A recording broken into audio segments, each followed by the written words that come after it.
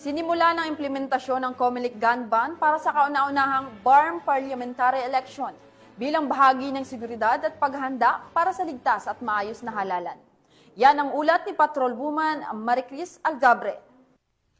Sinimula na ang mahigpit na pagpapatupad ng COMELEC gun ban bilang bahagi ng paghahanda para sa nalalapit na first BARM parliamentary election sa darating na October 13, 2025 sa buong rehiyon ng Bangsamoro. Nito lamang ika-14 ng Agosto taong kasalukuyan.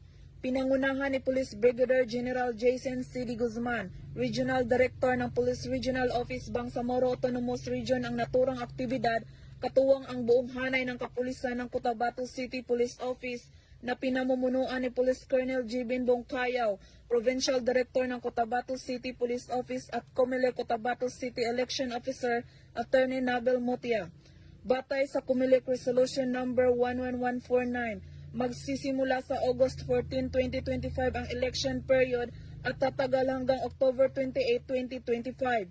Kasabay nito, mahigpit ding ipatutupad ang pagbabawal sa pagdadala ng anumang uri ng baril at iba pang nakamamatay na armas.